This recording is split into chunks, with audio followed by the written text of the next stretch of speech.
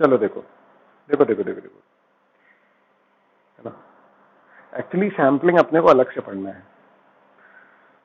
हाँ हाँ, बोलो बोलो बोलो बोलो।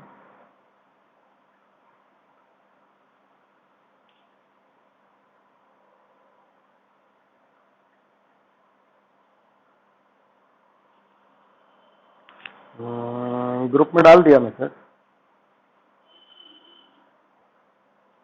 हाँ, मेरे को क्रिस्टीना का तो फोन आ गया था, है ना। तो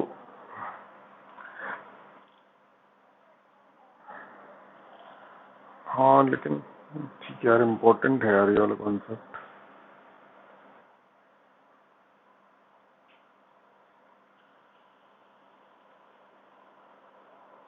एक काम करते हैं ना, मैं रिकॉर्ड कर लेता हूँ उसको, है ना, और फिर उसको मैं दे दूंगा, चलेगा ही, है ना। चलो, तो मुझे याद दिलाना, मैं इसको अपलोड कर दूंगा, है ना। चलो भाई, है ना। अब देखो, मैं फिर से शुरू करता हूँ। Audit planning and materiality, audit planning and materiality, ठीक है ना। अब मेरी बात समझो, ये जैसे अभी अपन ने पढ़ा तो कुछ कुछ किसी किसी को समझ में नहीं आया, तो बेटा आपको एक्चुअली मटीरियलिटी में प्रॉब्लम नहीं है, मेरी बात समझना। मटीरियलिटी बहुत सिंपल कॉन्सेप्ट है। एक्चुअली क्या है कि कुछ ऐसे कॉन्सेप्ट्स हैं जो हम आगे पढ़ने वाले हैं, जिन पर इफेक्ट आएगा मटीरियलिटी से। जैसे कि मतलब सैम्पलिंग है तो सैम्पलिंग के लिए पूरा स्टैंडर्ड पढ़ना है ना। एनालिटिकल प्रोसीजर है तो पूरा स्टैंडर्ड पढ़ना है। रिस्क असेसमेंट है तो पूरा स्टैंडर्ड पढ़ना है। तो इसीलिए इसमें दिक्कत आ रही है। मैं तुमको बेस बताता हूं, देखो, है ना। मटीरियलिटी, है ना, मटीरियलिटी का जो लेवल है, ठीक है ना।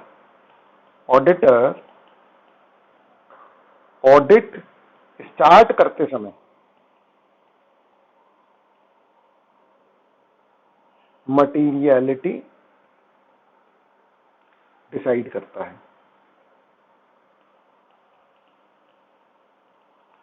है ना।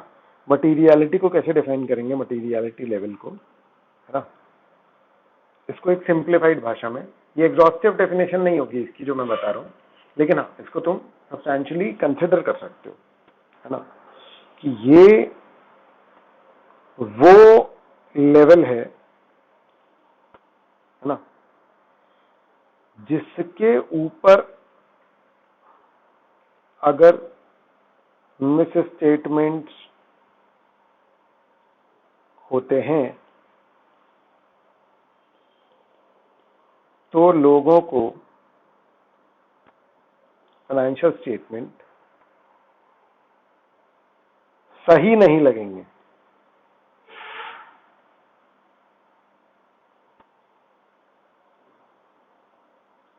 समझ में आ रहा है? सही नहीं लगेंगे। और ये कितना सब्जेक्टिव है, कितना सब्जेक्टिव है उसका मैं तुमको एक एग्जांपल देता हूं।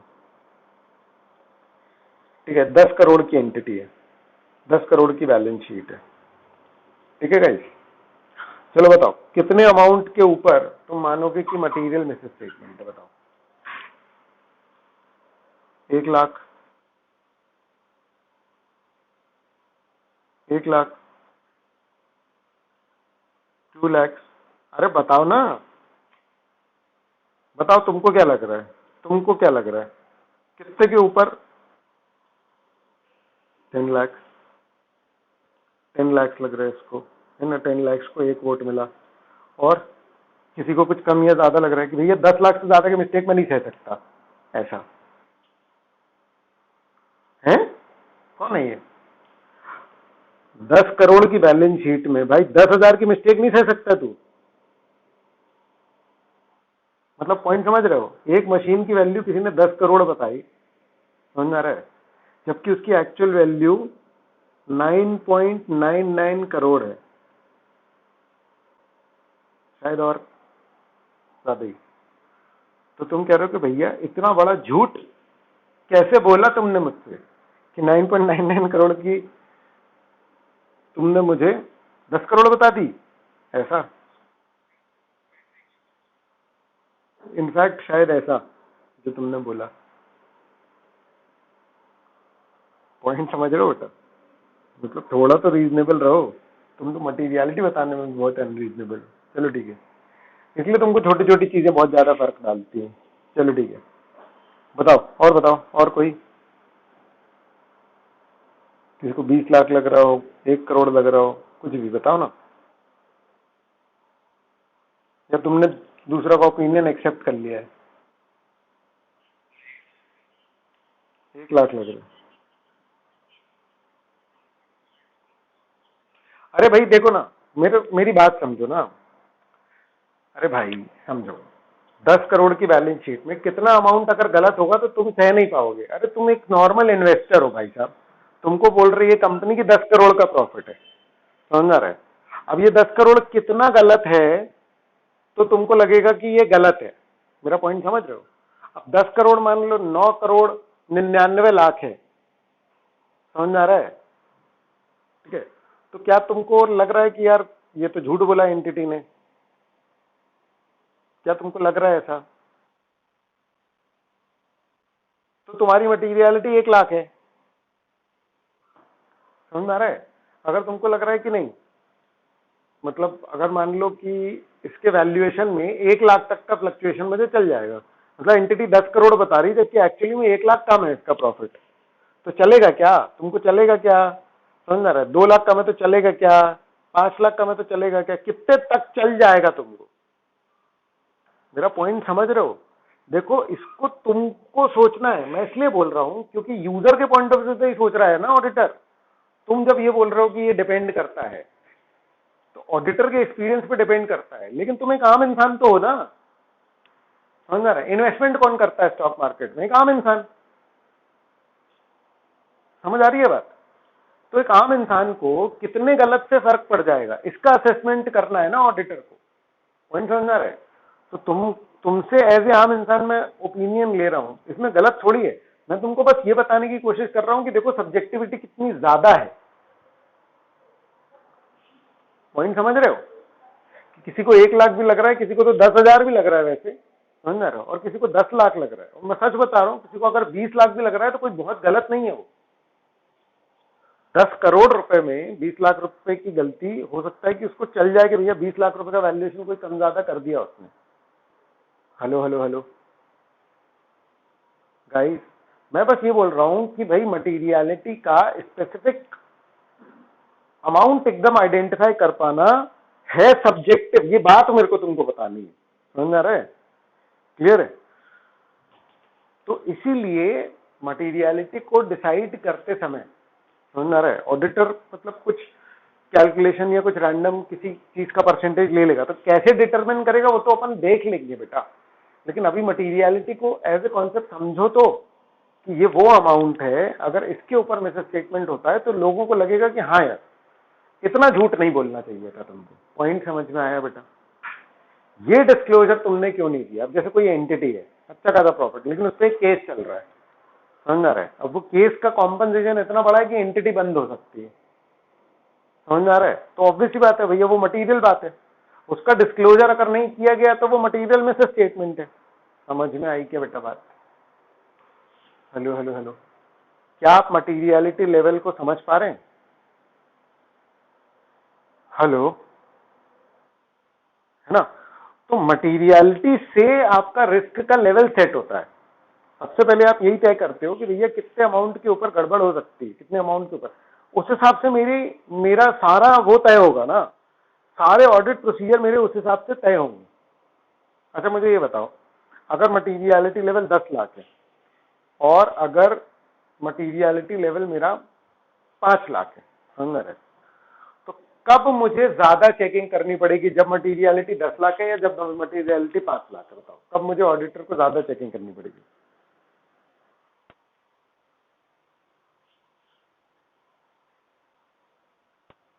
ज्यादा अच्छा है? कब ऑडिटर को ज्यादा चेकिंग करनी पड़ेगी, ये सवाल है। अच्छा बुरे की बात ही नहीं है, बुरा है ज्यादा चेकिंग करनी पड़ेगी तो।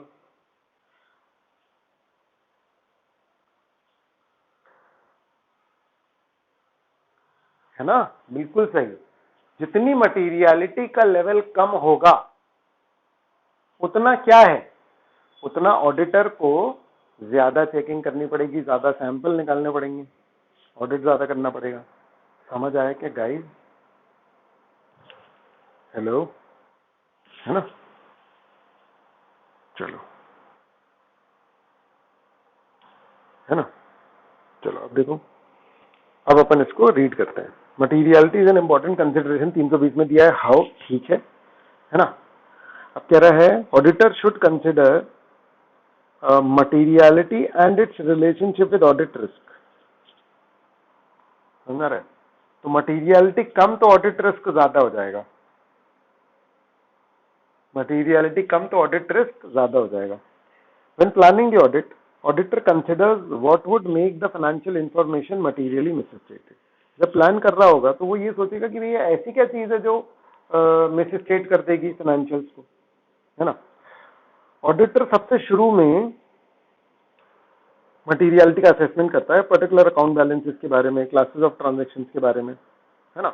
इससे ऑडिटर को ये तय करने में मदद मिलती है कि मैं कितना सैंपल करूं और कितना, मेरे पूरे प्रोसीजर किस पर निर्भर करते हैं? मटीरियलिटी पर।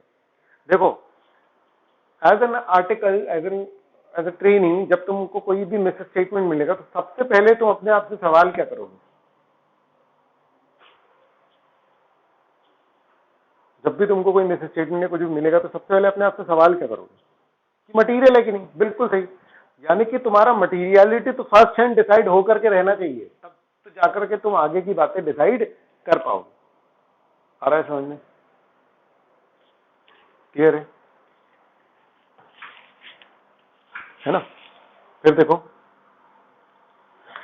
this enables the auditor to select audit procedures that in combination can be expected to support the audit opinion at an acceptably low level of audit risk. समझ में आ रहा है क्या बोल रहे हो? इससे ऑडिटर जो है वो ऑडिट प्रोसीजर सिलेक्ट कर पाएगा, ठीक है, which can be expected to support the audit opinion at an acceptably low degree of audit risk. It may be noted that auditor's assessment of materiality and audit risk may be different at the time of initially planning the audit. क्या बोल रहे हैं? It may be noted that auditor's assessment of materiality and audit risk may be different at the time of initially planning the audit as against कि जब वो बाद में कर रहा है। इसका मतलब कि भाई जब उसने शुरू में मटीरियलिटी और ऑडिट रिस्क निकाला तो ये रिवाइज भी हो सकते हैं। ये क्या हो सकते हैं? रिवाइज भी हो सकते हैं। जब वो आगे बढ़ेगा ऑडिट में तो चांसेस हैं कि मटीरियलिटी या ऑडिट रिस्क के लेवल जो है वो इधर उधर हो। प्रिलिमिनरी असेसमेंट जिस इंफॉर्मेशन के बेस पे करेगा, अगर उसको बाद में कुछ एक्स्ट्रा इंफॉर्मेशन मिलती है तो चांसेस हैं किस बात के, चीजें इधर उधर हो जाएं। बोलो भाई। हेलो हेलो, ठीक है। अब मुझे बताओ, बेसिक कॉन्सेप्ट जनरल क्लियर है मटीरियलिटी को लेकर के, है ना? अब अपन बात करते हैं डिटर्मिनिंग मटीरियलिटी। तो इसको आसान करने के लिए हमने मटीरियलिटी को अमाउंट वाला लिया। एक चीज याद रखना कि जरूरी नहीं है कि सिर्फ अमाउंट वाली मटीरियलिटी हो, जरूरी नहीं है कि सिर्फ अमाउंट वाली मटीरियलिटी हो। मटीरियलिटी नेचर पे भी डिपेंड कर सकती है। हेलो हेलो हेलो, मटीरियलिटी किस पे डिपेंड कर सकती है बेटा? नेचर पे। समझ आ रहा है? अब समझना, ठीक है। अगर तुमने मान लो कि गवर्नमेंट ड्यूज पे नहीं करे हैं, तो उसका अमाउंट कितना भी छोटा हो, हेलो हेलो हेलो, उसका अमाउंट कितना भी छोटा हो, it can have serious repercussion. Hello hello right, ठीक है ना? तो देखो क्या बोल रहे हैं, है ना? When establishing overall audit strategy or shall हाँ, when establishing overall, ये पढ़ लिए थे अपन ने। When establishing overall audit strategy, auditor shall determine materiality for the financial statement as a whole. मतलब सबसे पहले तो एक materiality for FS as a whole, है ना? दूसरा, if in specific circumstances of the entity There is one or more particular class of transaction account balances or disclosure for which misstatements of lesser amount than the materiality for financial statement as a whole could reasonably expected to influence the economic decisions of users taken on the basis of financial statement. The auditor shall also determine the materiality level to be applied to those particular class of transaction account balances or disclosures. कोई इसका interpretation करना चाहेगा? मतलब जरा सा है, कहने के लिए लंबा सेंटेंस है,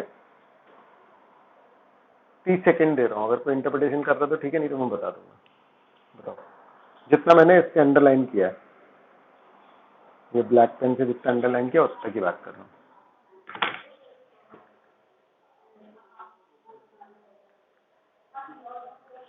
एक एक लाइन का है और, हाँ बताओ।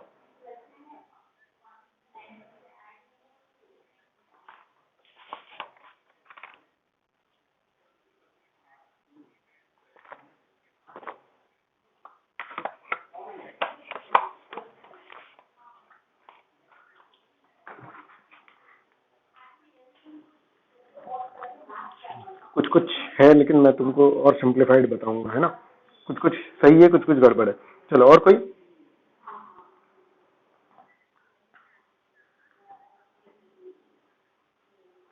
हम्म हम्म हम्म हम्म हम्म हम्म हम्म, हम्म।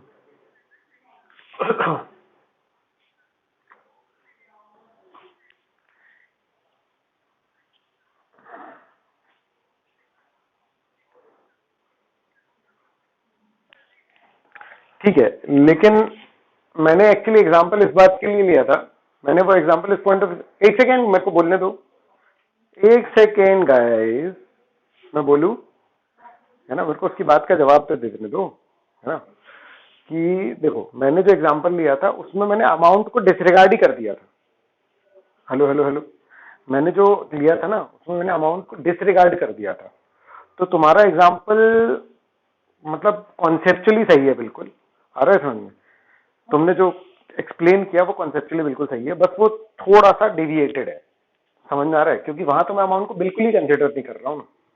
ठीक है ना, तो तुम सही जा रहे हो, कोई दिक्कत नहीं है ना। हाँ हाँ, अब बोलो, कौन बोल रहा था?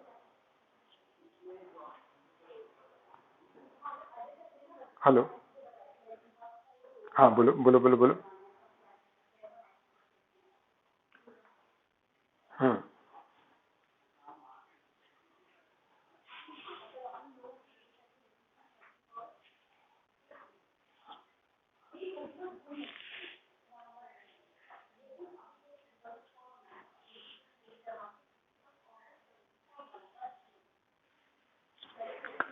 देखो पता है, मैं तुमको एक बात बताता हूँ, सबसे पहले सारे लोग मेरी बात सुनो, समझ में आ रहा है। जब आप किसी चीज का इंटरप्रिटेशन कर रहे हो, समझ में आ रहा है, तो अगर आपने उसमें टेंसेस का डिफरेंस किया, पूरा मीनिंग बदल जाएगा, समझ में आ रहा है, क्योंकि ये बड़ा सेंटेंस है, समझ में आ रहा है, इसमें मल्टीपल मिस्टेक्स हो रही हैं आप लोगों से, समझ में आ रही है बात? ठीक है ना, मतलब एक तो लिटरल मुझे नहीं चाहिए वैसे, है ना, लेकिन लिटरल भी इसका मुश्किल है वैसे, समझ में आ रहा है? और मैं तो और एक और स्टेप आगे मतलब मीनिंगफुल पूछ रहा हूँ थोड़ा आप लोगों से, तो है थोड़ा सा, कोई दिक्कत नहीं है ना। तो उसको सुन के वो मत होना मतलब कि एकदम भैया कि मतलब आप क्या बोल रहे हो कि नहीं बनता क्या हमसे कुछ, ऐसा कुछ नहीं है, समझ में आ रहा है। बस ये वाला थोड़ा अजीब है, इसमें टेक्निकल नॉलेज भी चाहिए, इंग्लिश का नॉलेज भी चाहिए, फिर मीनिंग वाइज भी पूछ रहा हूँ, तो ज्यादा टफ है, लेकिन मैं एक्सपेक्ट ज्यादा कर रहा हूँ आप लोगों से। ठीक है, लेकिन हाँ, एक जो मेन चीज है तुम्हारी बात में, टेंसेस चेंज नहीं कर सकते हो आप, समझ में आ रहा है? ठीक है, जैसे ये पे इसमें एक बहुत बात बोल रहे हैं, expected to influence the economic decision, समझ में आ रहा है? तो जो डिसीजन लिया है ये गलत हो जाएगा, बहुत ज्यादा गलत हो जाएगा। तुम प्रेजेंट परफेक्ट में आंसर दे रहे हो, फ्यूचर टेंस में बात चल रही है। क्लियर है? ठीक है ना। हाँ, चलो बताओ। हाँ बोलो। हाँ आकाश बोलो। हाँ हाँ हाँ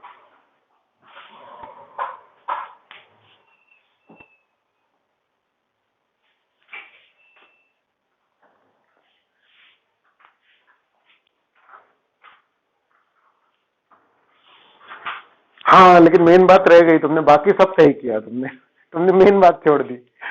हाँ बोलो बोलो बोलो।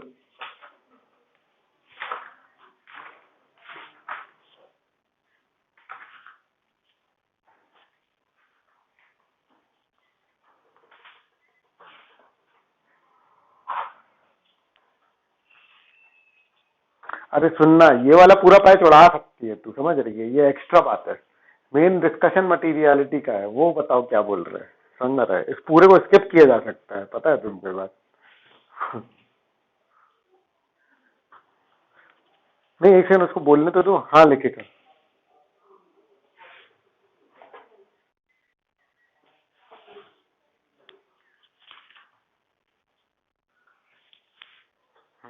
तो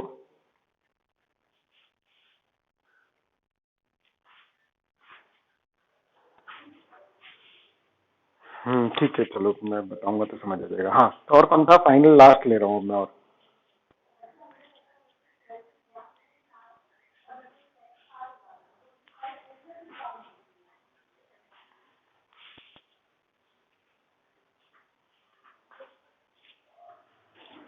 नहीं, गलत। चलो ठीक है, तुम लोग ना क्या कर रहे हो, जैसे पूरा सेंटेंस का जो पैच है ना, उसमें कुछ कुछ पार्ट सब लोगों ने सही बोला है, समझ रहे, लेकिन चलो देखो, इसको देखो जरा ध्यान से, है ना।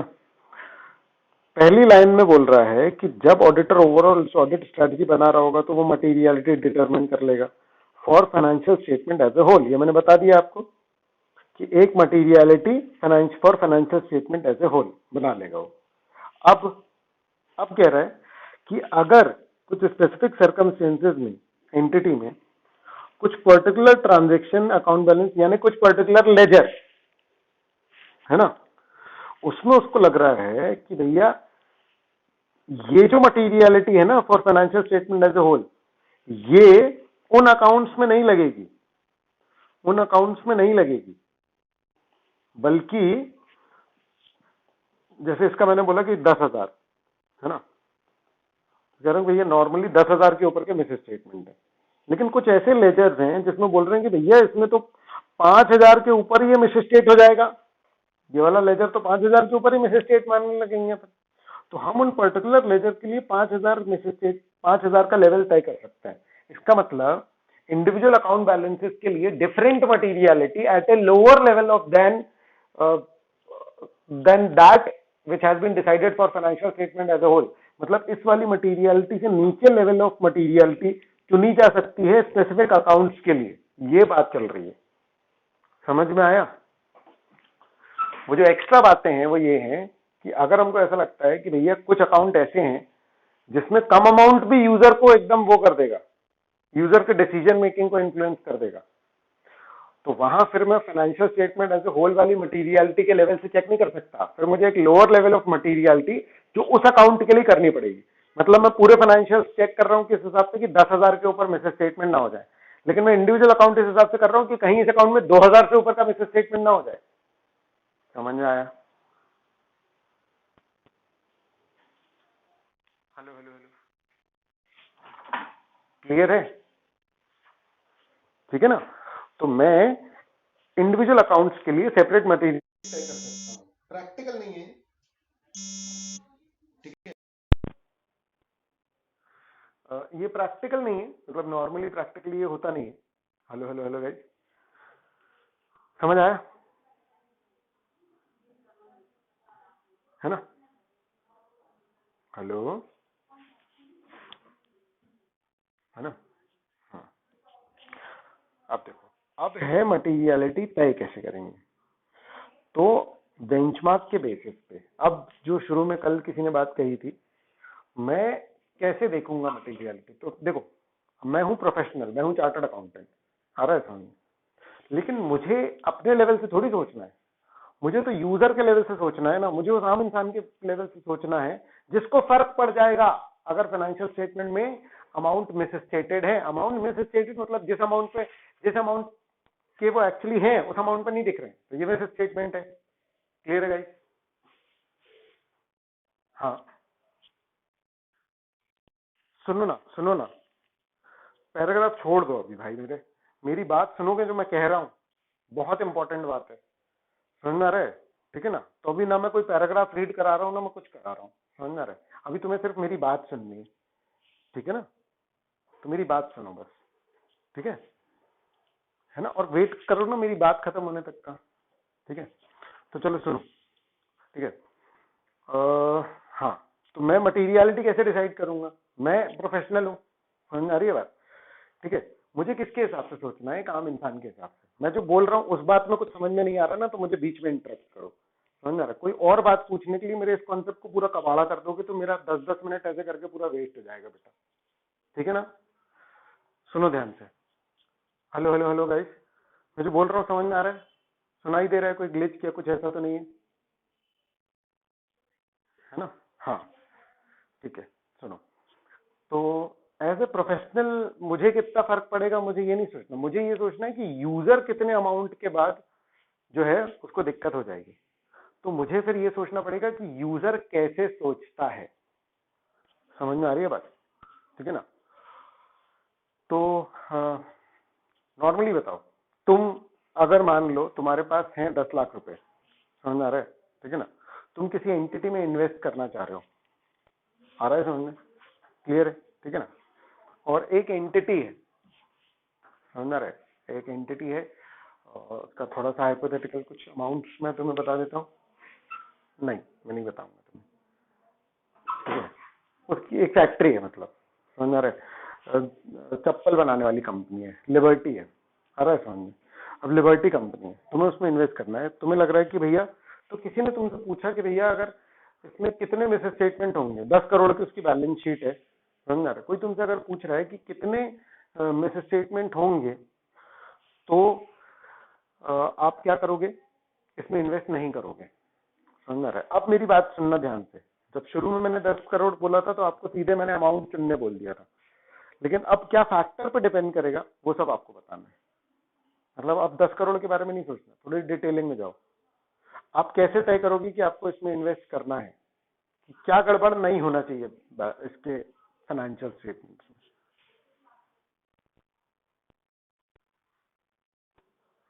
सुनो सुनो सुनो सुनो, बिजनेस डिसीजन नहीं, बिजनेस डिसीजन नहीं, मतलब कि मैं सिर्फ मिस स्टेटमेंट के पॉइंट ऑफ व्यू सोच रहा हूँ, ऑनेस्टी के पॉइंट ऑफ व्यू, एफिशिएंसी के पॉइंट ऑफ व्यू से नहीं पूछ रहा हूँ मैं। मेरा पॉइंट समझ रहे हो?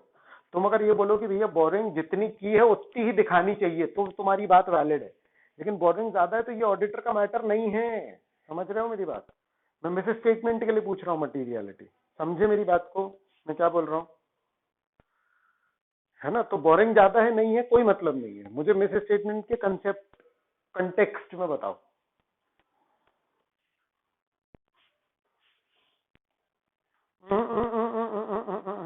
नहीं नहीं नहीं नहीं नहीं, फाइनेंशियल स्टेटमेंट।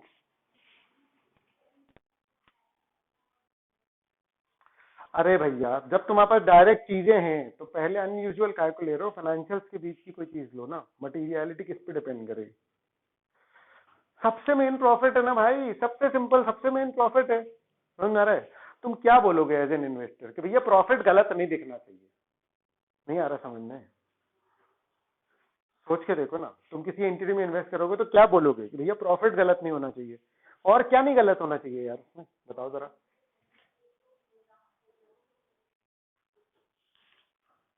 अबे फिर वही बात, मिस स्टेटमेंट, फाइनेंशियल स्टेटमेंट्स में अमाउंट्स हैं पीएनएल में, आ रहा है समझ में? जितना डिविडेंड दिख रहा है, फाइनेंशियल स्टेटमेंट के अमाउंट्स पे फोकस करो। डिविडेंड पे क्या, डिविडेंड गलत दिखा रखा है क्या? असेट का वैल्यूएशन बहुत बढ़िया, अब हम सही रास्ते पर हैं। और लाइबिलिटीज का वैल्यूएशन गलत नहीं होना चाहिए कि ज्यादा है और कम दिखा रहे हैं। ठीक है, एक्सपेंसिव मतलब कहीं कम तो नहीं दिखाए प्रॉफिट बढ़ाने के पॉइंट ऑफ व्यू से, सेल्स ज्यादा तो नहीं दिखा, ये सब बेंचमार्क हैं। आ रहा है समझ में? है ना? तो सबसे मेजर बेंचमार्क जो तुम्हारे होते हैं वो होते हैं प्रॉफिट और असेट का वैल्यूएशन, जनरली जो कंसिडर किए जाते हैं। Every single point can be the benchmark. आ रहा है समझ में? और अब अगर तुमसे एज ए आम इंसान अगर तुमसे पूछा जाए कि भैया प्रॉफिट कितना मिसस्टेटेड नहीं होना चाहिए, तो तुम ये बात एब्सोल्यूट वैल्यू में नहीं बता पाओगे। लेकिन अगर तुमसे इन जनरल बोला जाए कि यार प्रॉफिट में कितने परसेंट का दिक्कत है, तो तुम सह जाओगे या नहीं सह पाओगे, जो भी है। पॉइंट समझ आ रहा है?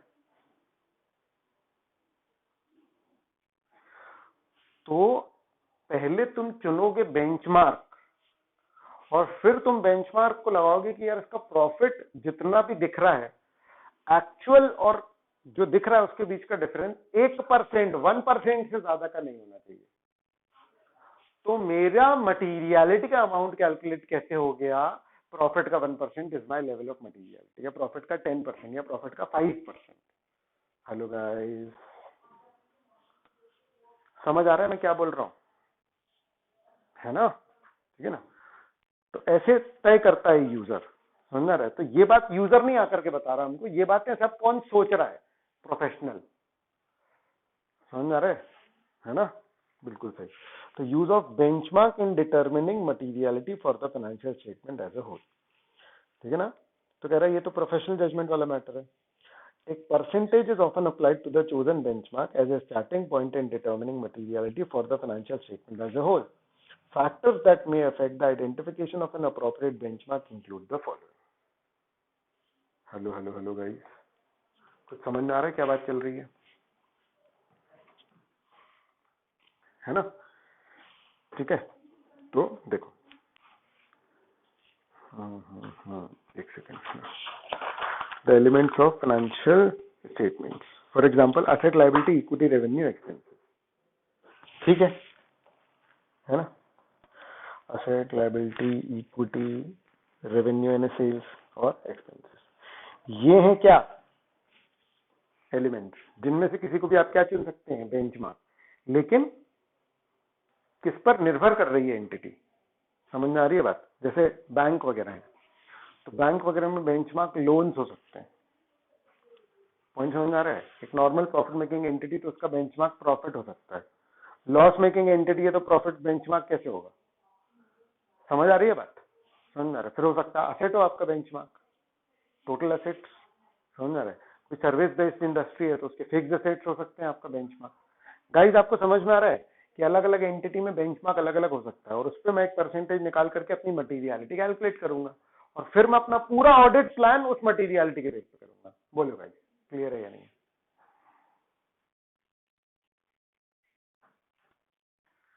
कुछ भी मतलब समझो ना, मतलब अगर मान लो कि मेरी एंटिटी में अभी नई एंटिटी है और मैं एक्सपेंसेस ज्यादा मेरे होते हैं, या मेरे एक्सपेंसेस तो मेन मेरा रेवेन्यू निर्भर करता है। जैसे कि इलेक्ट्रिसिटी कंपनी, समझ में आ रहा है? तो इलेक्ट्रिसिटी कंपनी का रेवेन्यू थोड़ी ना कोई मतलब का होता है, क्योंकि इलेक्ट्रिसिटी कंपनी या कोई भी गवर्नमेंट कंपनी होती है तो उनसे तो बोलते हैं कि भैया कॉस्ट रिकवर करो। समझ में आ रही है बात? तो कॉस्ट प्लस वाली जितनी भी कंपनी है, कोई ब्रिज मेकिंग कंपनी है या कुछ भी ऐसी है, तो वो सारी किस पे बेस्ड है? एक्सपेंसेस पे बेस्ड है ना। तो उनका बेंचमार्क क्या हो गया? एक्सपेंसेस। हेलो गाइस, क्लियर हुआ? है ना? तो ऐसा है ना? फिर whether there are items on which attention of the user of the particular entity's financial statement tend to be focused। तो एक बैलेंस शीट में, एक फाइनेंशियल स्टेटमेंट में हर एंटिटी में यूजर अलग अलग जगह फोकस करता है। तो हो सकता है कि किसी एंटिटी में फोकस उसका प्रॉफिट हो, लेकिन किसी एंटिटी में उसका फोकस हो सकता है एसेट हो, किसी एंटिटी में हो सकता है उसका फोकस लायबिलिटी हो। जैसे तुमने बोरिंग वाली बात बोली, तो बोरिंग को मैं ऐसे रिलेट कर सकता हूं कि कहीं ज्यादा लोन तो नहीं है, तो मैं लायबिलिटी को, मतलब लोन मेरा डिसाइडिंग फैक्टर हो गया। पॉइंट समझ में आ रहा है? ठीक है ना? है कि नहीं? तो लोन को मैं बेंचमार्क ले लूंगा। समझ में आया क्या? हेलो हेलो हेलो, है ना? चलो, है ना? एग्जाम्पल में क्या? For the purpose of evaluating financial performance user may tend to focus on profit, revenue और नेट एसेट। ये हैं वो नॉर्मल तीन जिन पर फोकस किया जाता है: प्रॉफिट, रेवेन्यू एंड सेल्स और नेट एसेट। तो आप जानते हैं। क्लियर है? हेलो हेलो हेलो, ठीक है guys? The nature of the entity, whether the entity is at its life cycle, and the industry and economic environment in which the entity operates, the entity's ownership structure and the way it is financed, and the relative volatility। volatility मतलब वो change कितना होता रहता है। पता चला कि भैया वो बहुत ही ज्यादा फ्लक्चुएट हो रहा, तो मैं उसको फिर बेंचमार्क नहीं ले सकता। स्टेडी होना चाहिए थोड़ा सा, जिसको फिर मैं बेंचमार्क लूं। ठीक है ना? तो ये फिर और डेप्थ वाले पॉइंट्स हो गए। समझ में आ रहा है? ओवरऑल उसका डिस्कशन मैंने किया आपके साथ। फिर ब्रैकेट में क्या लिखा हुआ है? If the entity is finance solely by debt rather than equity, तो user may put more emphasis on assets and claims on them than on entities earning. अगर पूरी की पूरी तरीके से वो किससे फाइनेंस थे? लोन से। तो वो फिर अर्निंग से ज्यादा किस पे एम्फेसाइज करेंगे? एसेट्स पे। समझ आ रहा है कि उसको बेंचमार्क लो। ठीक है, ये तो मटेरियलिटी चुनने वाली बात हो गई। क्लियर है ना? अब examples of appropriate benchmarks depending on entities circumstances. ठीक है, तो ये देखो है ना, how to determine measurement on the basis for performance materiality. अभी एक टर्म बचा हुआ है यूज अपना समझने का, वो है परफॉर्मेंस मटेरियलिटी। तो मैं बताता हूँ उसके बारे में आपको, है ना। तो अर्निंग बेस्ड है, प्री टैक्स इनकम, ये सब बकवास है। समझ में आ रहा? आप किसी को भी बेंचमार्क ले सकते हो, इसका कोई एनालिसिस उतना करने की नीड नहीं है। समझ में आ रहा है? ये बहुत ज्यादा डेप्थ हो गया, मतलब बड़ी से बड़ी एंटिटी में भी इतनी डेप्थ में ऐसे तो नहीं जाते हैं अपन। समझ में आ रहा? बहुत रेयर केस में जाते हैं अपन, वो भी लिस्टेड के केस में। लेकिन ठीक है, इन सब से फर्क पड़ता है, मतलब ठीक है ना, इन सब से हमारे बेंचमार्क के चूज करने पर फर्क पड़ता है। तो आप इसके कुछ टर्म्स याद कर लो बस। समझ में आ रहा है कि स्टार्टअप है, नॉट फॉर प्रॉफिट है, ब्रेक इवन है, लॉस मेकिंग है। समझ में आ रहा है? ठीक है ना। तो ये सब कुछ टर्म्स हैं जो आपको हेल्प करेंगे किस बारे में, है ना, ये सब टर्म्स आपको हेल्प करेंगे काय में, ये जानने में कि मतलब बेंचमार्क चुनने में। इनमें से कोई भी हो सकता है, उसके अलग अलग बेसिस हो सकते हैं। बोलो गाइस, क्लियर है क्या? ठीक है। लेकिन हाँ, एमसीक्यू है आप लोगों को, तो मेरे को लगता है कि इसको फिर थोड़ा सा अपने को वो कर लेना चाहिए कि एक्टिविटी बेस्ड है तो रेवेन्यू और ऑपरेटिंग एक्सपेंसेस ये मार्क कर लो, है ना। और कैपिटल बेस्ड है तो इक्विटी और असेट, ये जरूर ये कर लेना। और अर्निंग बेस्ड है तो ये वाले अपन, ठीक है ना। प्रॉफिट ओरिएंटेड है कि नॉट फॉर प्रॉफिट है, मतलब प्रॉफिट ओरिएंटेड है तो अर्निंग बेस्ड, और नॉट फॉर प्रॉफिट है तो आप एक्टिविटी बेस्ड या कैपिटल बेस्ड ले सकते हो। प्रॉफिटेबल या ब्रेक इवन है तो आप इसमें ले सकते हो। मेच्योर इंडस्ट्री है तो अर्निंग बेस्ड ले सकते हो। स्टार्टअप है तो एक्टिविटी बेस्ड और कैपिटल बेस्ड ले सकते हो, है ना। Consider industry, financing and other character. चलो समझे लिया अपन ने इसको पूरा। ये सब आपके क्राइटेरिया हैं बेंचमार्क चुनने के। बोलो क्लियर है ये? बेंचमार्क पे एक बार क्वेश्चन आया हुआ एग्जाम में, इनफैक्ट 2 बार शायद। ठीक है, फिर एग्जांपल्स दिए हुए बेंचमार्क के, तो ये एग्जांपल्स आप याद कर लेंगे। Profit before tax, total revenue, gross profit, total equity, net asset value, etcetera. Done? Hello hello hello hello, हाँ बेटा।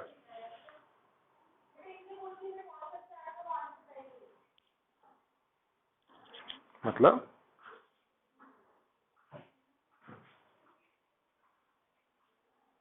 हाँ,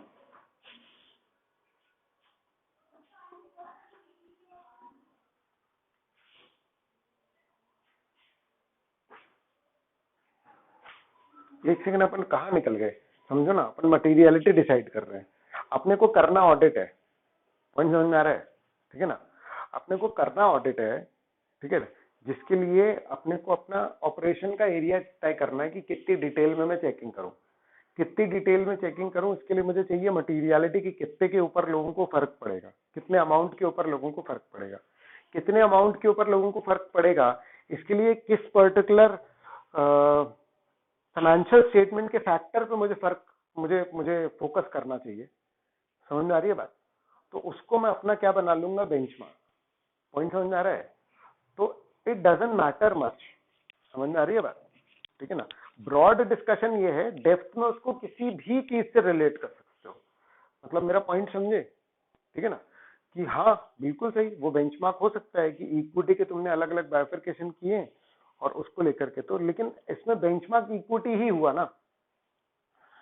समझ रहा है? इसमें फिर डिफरेंट लोगों ने करा रखा है तो नहीं, मतलब इन लोगों, इसमें डिफरेंट लोगों ने इन्वेस्ट कर रखा है तो इक्विटी हमारा बेंचमार्क है ऐसा, तो हम इक्विटी को वो करके रखेंगे। लेकिन इक्विटी में इन्वेस्ट कर रखा है ना एक्चुअली, तो अल्टीमेटली हम किस पर आएंगे? फिर असेट पर ही आएंगे ना, क्योंकि it is just like borrowing. सोच करके देखो, समझ रहा है कि हमने जो पैसा लगाया वो लगा कहाँ है।